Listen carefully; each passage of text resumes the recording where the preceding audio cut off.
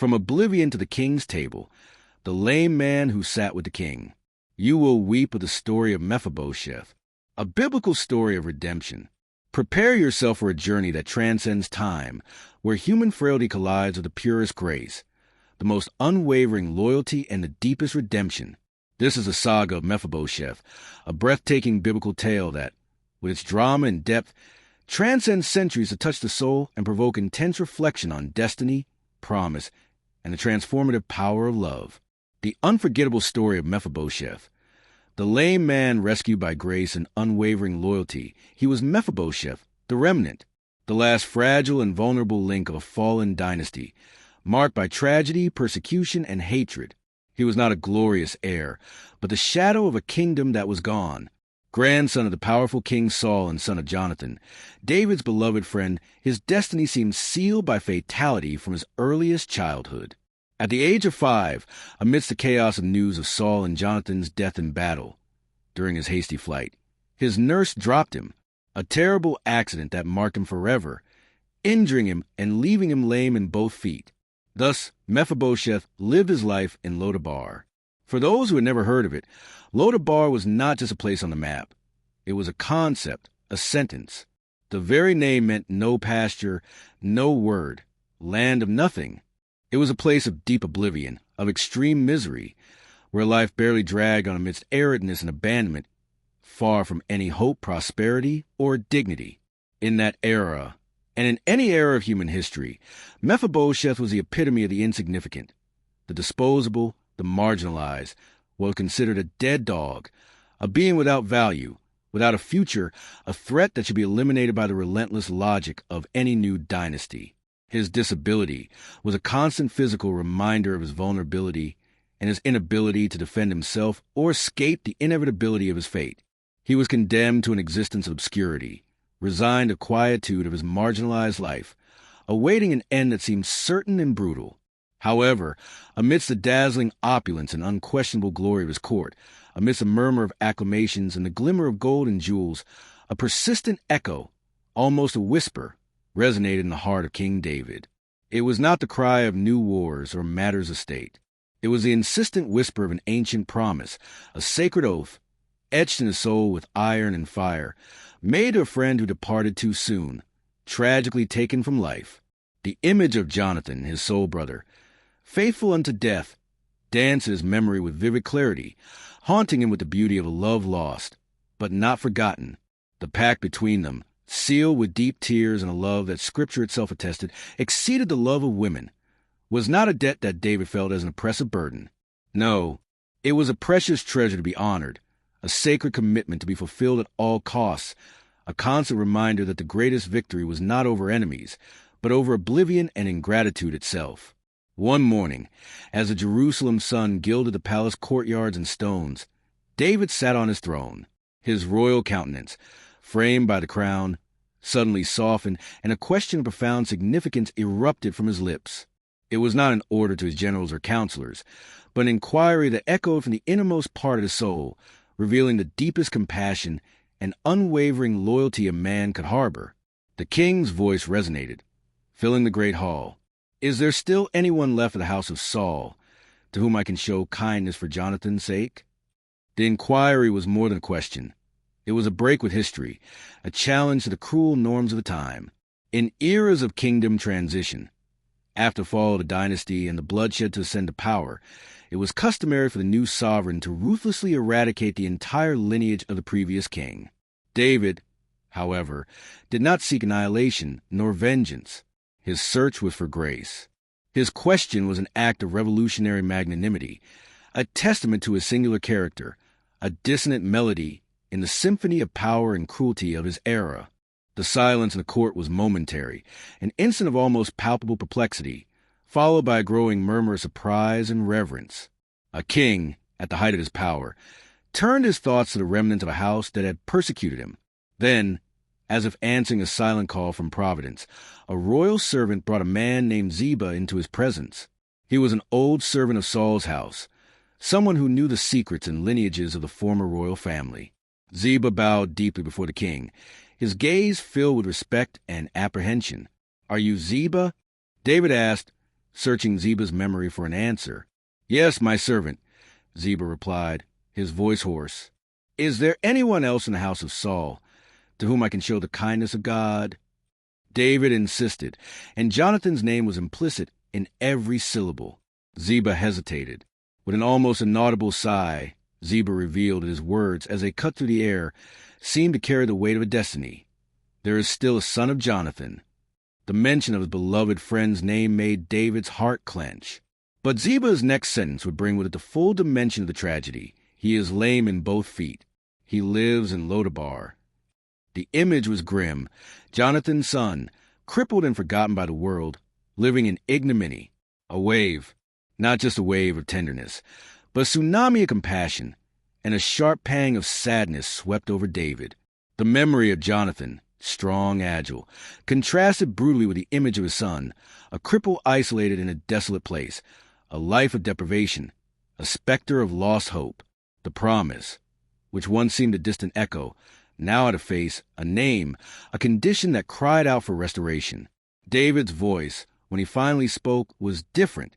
It was no longer the king's questioning voice, but that of the friend, the brother. An overwhelming urgency took hold of every syllable. "Where is he?"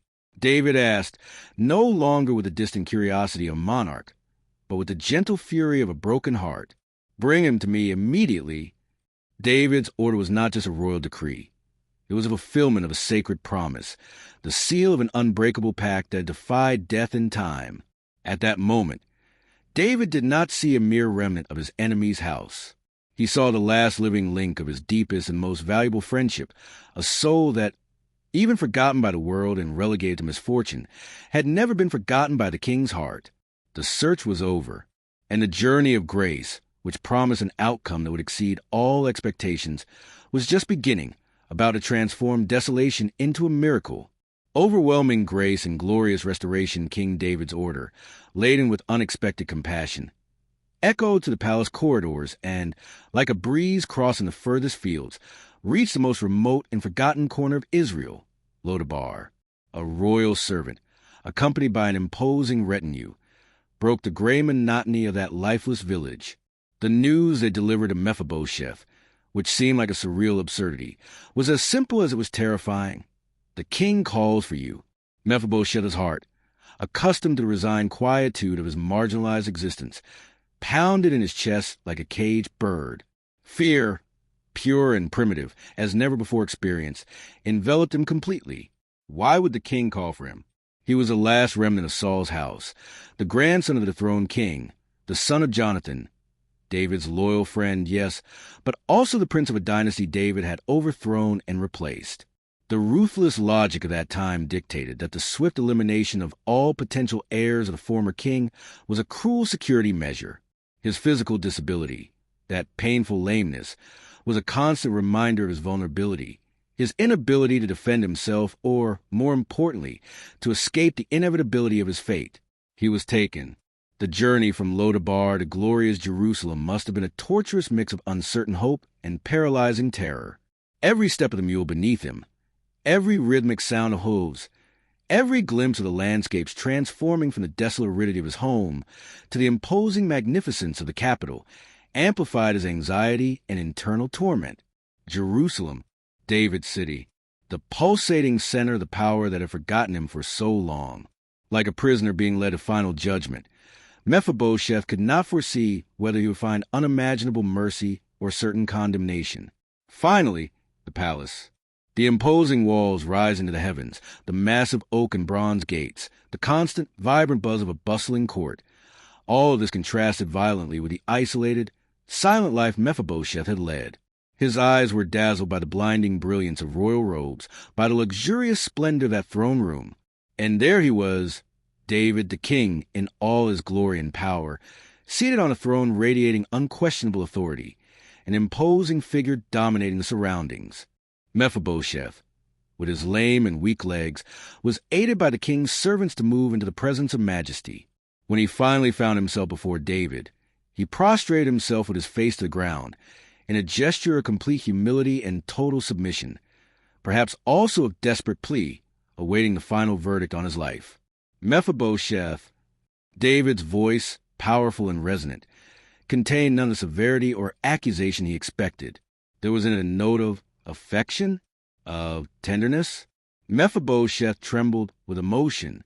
"Here is your servant," he replied, his voice hoarse with emotion and fear, muffled by the ground where he lay prostrate, almost inaudible. Then came the unthinkable, the reversal that undid centuries of royal tradition and Mephibosheth's darkest expectation. "Do not fear," David began, and every word of the king was like a healing balm for the young man's wounded soul. "For I will surely show you kindness for the sake of your father Jonathan." Mephibosheth's heart must have stopped. The promise, the pact forgotten by all, the sworn alliance, except by David. The kindness promised to Jonathan was now manifesting in a grand way in the presence of the king himself. But David's words did not stop there. Grace deepened, multiplied, overflowed, transcending all expectation. "And I will restore to you all the land of Saul your grandfather." The lands, the vast lost heritage, the royal legacy that had been taken from his family and confiscated, would be fully returned. And, as if that were not enough, as the crown of all this superabundant grace, David added a promise that elevated Mephibosheth to an unimaginable status. "And you shall eat bread at my table always." To eat at the king's table. This was not just an invitation for an occasional meal, a passing act of charity. It was a sign of supreme honor, of full acceptance, of inclusion in the royal family, an intimacy few enjoyed. Mephibosheth, the lame man from Lodabar, who considered himself a dead dog, a worthless being, would be elevated to the status of one of the king's own sons. The tears, once born of fear and uncertainty, now streamed freely from pure gratitude and almost painful astonishment. Mephibosheth prostrated himself again, with an even deeper humility. But this time, it was a humility of one who had been graced beyond all measure. "What is your servant, that you should look upon a dead dog like me?" His voice expressed a wonder of being seen, of being valued, of being restored. He could not believe it was real. David then sealed the decree of his grace. He summoned Ziba, the old servant of Saul's household, and all his vast family. "You, your sons, and your servant shall cultivate the land for him," the king ordered. "And you shall bring in the produce, so that your lord's son may have bread to eat. But Mephibosheth, your lord's son, shall eat at my table always." Thus, Mephibosheth's life was turned upside down, not in disgrace, but in a glory that surpassed anything he could have dreamed of. The one who had fallen and been forgotten was raised and remembered. The lame man was honored. The dispossessed was restored. From the darkness and misery of Lodabar, he was transported to the light and splendor of the royal court, not by his own merit, but purely by David's unwavering faithfulness to his covenant and by the overflowing abundance of his grace. And Mephibosheth lived in Jerusalem, eating continually at the king's table like one of the king's sons. His lame legs, which were once a symbol of his disgrace, now daily brought him into the presence of royalty, a living testimony to David's unconditional goodness. The rift in loyalty, Absalom's rebellion, and Ziba's betrayal of the kingdom, which had once flourished under David's just and wise hand, suddenly plunged into a whirlwind of darkness and uncertainty. The glory of Jerusalem was obscured not by an external enemy, but by a more intimate and painful shadow that emerged within the royal house itself. Absalom, the king's beloved son, handsome and ambitious, had hatched a plot and usurped the throne. David, the warrior king, suddenly found himself stripped of his power, forced to flee his own capital, from his own son, in a painful and humiliating retreat. The path to exile was tortuous, marked by deep anguish and uncertainty. David climbed the steep slope of the Mount of Olives, weeping profusely, his head covered in mourning and his feet bare, while his faithful followers trudged behind him. The scene was a living lament. In that chaos of loss, every face that approached was scrutinized with a mixture of faint hope and sharp distrust, for betrayal had contaminated the air. It was then that an unexpected figure appeared, emerging from the road's dust. It was Ziba, the servant of Saul's household, the very one David had entrusted with the care of Mephibosheth's vast lands. He came laden with provisions, and the sight was, at first glance, a balm to the king's wounded soul. "What do you want with these things?" David asked, his weary gaze resting on Ziba, seeking a thread of hope. With an air of exaggerated, almost theatrical devotion, Ziba replied, "The donkeys are for the king's household to ride on, the bread and figs are for the young men to eat, and the wine for those who faint in the wilderness to drink." The answer sounded perfect, the image of a faithful servant. But David, in his deep sorrow, had a pressing concern. Mephibosheth, Jonathan's son, the man to whom David had extended so much grace, was not there. Where was Mephibosheth? The one who ate at his table, who had been restored to honor and wealth, should have been by his side. "Where is Mephibosheth, your lord's son?" David's voice sounded tense, a hint of apprehension mixed with the general pain that enveloped him. For Mephibosheth's absence was strange, and Ziba, the master architect of perfidy, saw his golden opportunity to ascend. With an air of forced sorrow and a cunning worthy of a palace conspirator, he wove the web of slander, a lie that would poison David's already wounded soul. "He remained in Jerusalem," Ziba said, his voice heavy with false sadness. For he said, "Today the house of Israel will restore to me the kingdom of my father." Ziba's words struck David like a cruel and unexpected blow, a dagger to the heart. In that moment of extreme trial, with his heart bleeding from his own son's betrayal, David was vulnerable to the bitterest of disappointments. The idea that Mephibosheth, the one who had received such abundant grace, could be secretly awaiting the restoration of a dead kingdom, joining Absalom's rebellion, was an unbearable poison to the already wounded king. The ingratitude, the disloyalty coming from someone he had raised from the deepest misery, was almost unbearable. Pain clouded his judgment. Haste and anguish dictated his decision. Without even hesitating, without questioning the source, without seeking the truth, David, in his despair and conviction of a new betrayal, uttered the words that would seal an unjust fate. "Behold, all that belonged to Mephibosheth is yours." For Ziba, David's sentence was a realization of his most ambitious dream. Saul's vast lands were now his, obtained by lies. As Ziba departed with disguised smile, the reality for Mephibosheth in Jerusalem was dramatically different and profoundly painful. He was not celebrating David's fall. Far from it. While David fled, Mephibosheth remained in the city, in a state of mourning and desolation that mirrored his king's pain. He had not washed his feet, nor trimmed his beard, nor cleaned his clothes since the day David departed. A visible sign of his affliction, his lame body, which was once brought to the king's table with dignity and honor, now lay in disarray, in a house that to him was a prison of sadness. He cared not for the lands, nor for the riches he had lost. His sole and deepest concern was the king's return. The scene was one of lacerating irony. Ziba, the false loyalist, enjoyed the inheritance he had stolen, while Mephibosheth, the truly loyal one, lived in silent despair, completely oblivious to the sentence of dispossession. The king, in his pain, had been deceived. The truth that emerges from genuine loyalty. Mephibosheth revealed the dust of the royal flight settled over Jerusalem, but chaos, uncertainty, and betrayal continued to linger. In the palace, in his own home, Mephibosheth lived in a silent prison of desolation. From the day the news of Absalom's rebellion and David's hasty flight reached his ears, Mephibosheth's world had collapsed again. The one who had lifted him from the oblivion of Lodabar, who had sat him at his table as a beloved son, was now in flight, exiled, and Mephibosheth felt the king's absence like an open, bleeding wound in his own soul.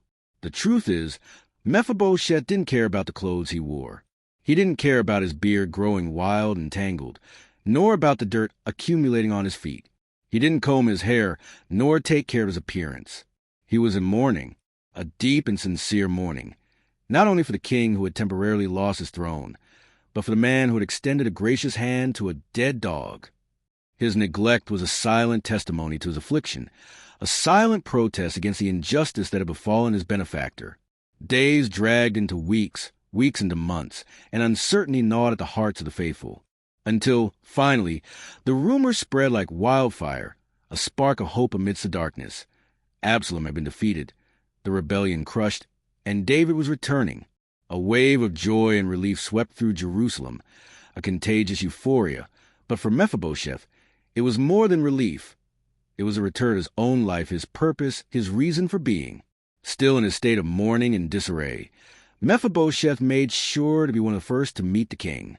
He went to meet David at the Jordan. With his lame legs, he dragged himself, driven by a force that came from the soul, an uncontrollable urgency. The urgency to see the king, to prostrate himself before him, was greater than any physical pain or shame over his appearance. When he finally found himself before David, Mephibosheth did not hide his condition.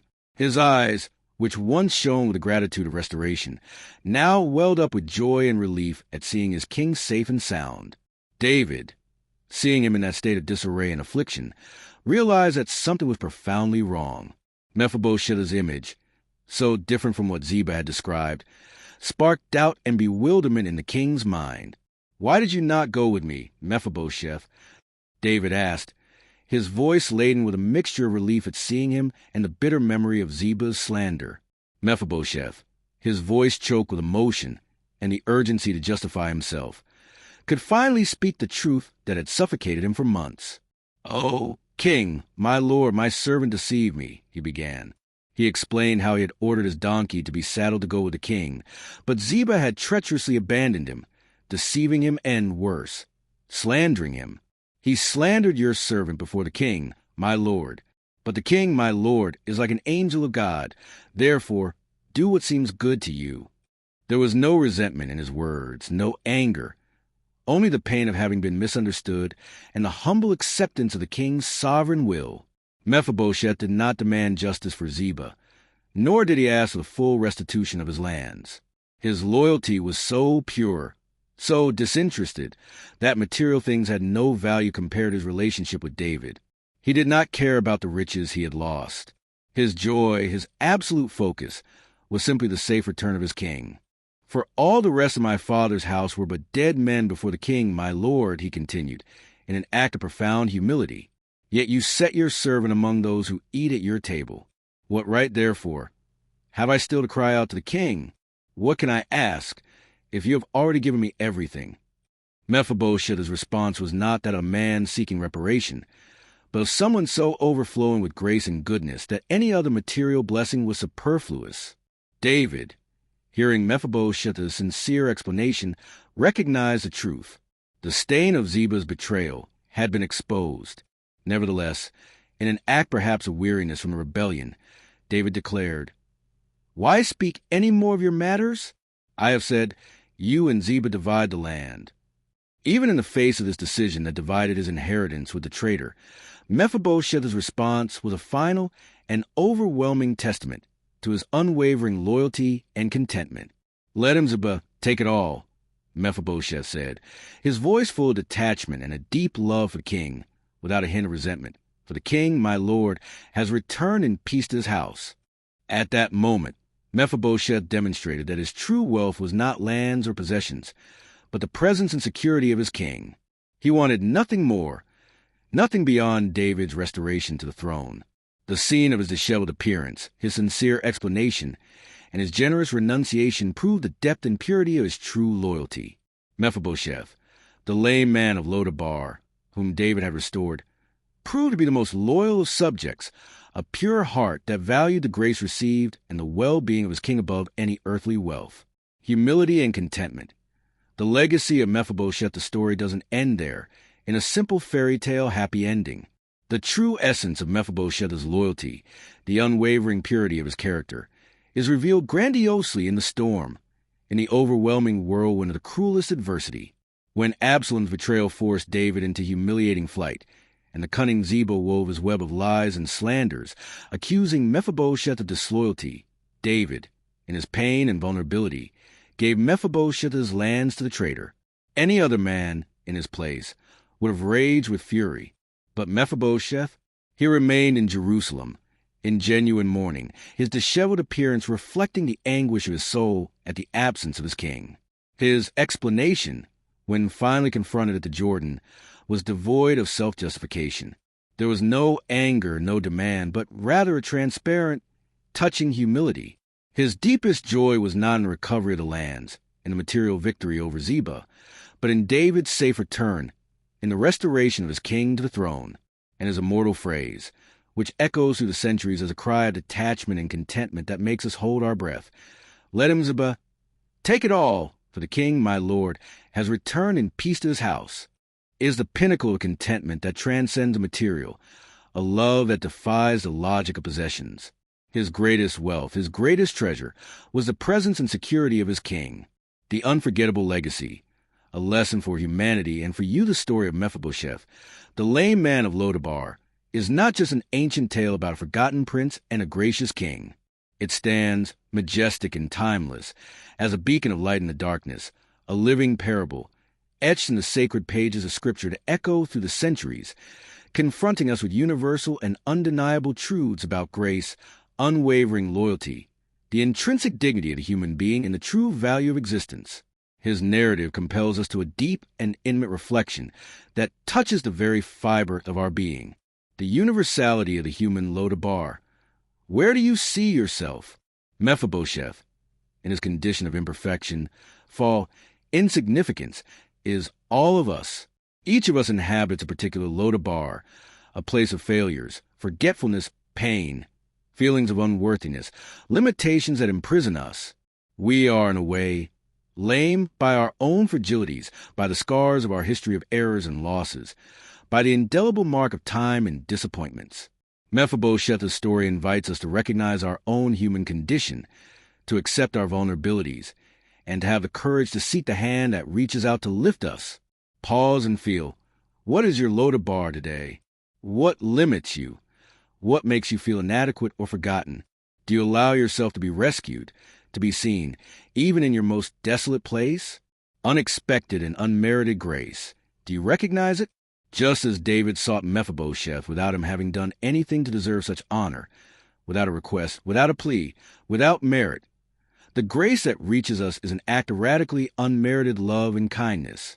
It is not based on our deeds, our abilities, our beauty, our purity. It is a sovereign and divine act of one who chooses to lift us from our Lodabar and invite us to his own table, to an unthinkable intimacy, to a place of dignity and purpose that we could never achieve on our own. Reflect. Where have you been waiting for something you don't need to deserve? How have you perceived the hand reaching out to you, offering restoration and a new place, even when you feel like the most dead dog of all? The true test of loyalty. What does adversity reveal about you? Mephibosheth's loyalty was not tested in prosperity and abundance, but in the cruelest adversity, the most infamous slander, the most painful injustice. It is easy to be loyal when everything is going well, when we are rewarded, when life smiles on us and pleases us. The true measure of our loyalty, our faith, our character, is revealed when we are wronged, when we lose what is rightfully ours, when the situation confronts us with dispossession, pain, and the temptation to revolt. Mephibosheth was not concerned with the restitution of his stolen possessions, with material reparation, but with the restoration of his king. Think deeply. What is most valuable to you when life tests you, strips you, and challenges you to the limit? Material possessions or the integrity of your character and the depth of your relationships and faith, the sublimity of humility and contentment. What is your true wealth? Mephibosheth's final answer is a direct and precise blow against the culture of possession, materialism, and the incessant and empty search for more. His humility in accepting what the king decided and his contentment in David's well-being reveal a soul liberated from the tyranny of material things. He asks us, with the wisdom of the ages, inviting us to a shudder of recognition. What is your true wealth? That which can be stolen, lost, consumed, or the peace and joy that reside in the certainty of a relationship of grace, belonging, purpose that transcends the tangible? Ask yourself, with brutal honesty, what truly makes you happy and complete? Is it what you have, or what you are and with whom you are? The story of Mephibosheth is a fervent invitation, a cry from the soul, to reflection. What kind of heart do we have? Are we like Ziba, who seeks advantage in others' misfortune, who prospers through lies and betrayal, who manipulates to get what they want, building fortunes on others' misery? Or are we like Mephibosheth, whose greatest desire and joy reside in the peace and glory of the one who rescued us, in the integrity of a relationship built on grace, in gratitude for all that has been given, even in the face of injustice? As we look into the mirror of this ancient narrative, we are compelled, with absolute intensity, to question what we truly value in our existence, what defines us as human beings, and how we respond to the unmerited grace offered to us. It is a story that reminds us, gloriously and unforgettably, that the greatest dignity is not in having no wounds or limitations, but in being loved and restored despite them, and in living a life of overflowing gratitude and unwavering loyalty that transcends any material loss, any injustice, any earthly pain. May the story of Mephibosheth inspire us to seek, to receive, and, above all, to live grace with a humble and deeply content heart in any circumstance that life may present to us, today and always. May your Lodabar be transformed into an altar of gratitude. From Lodabar to the king's table, Mephibosheth's story is a testament to boundless grace. If this message moved you, hit the like button and subscribe for more.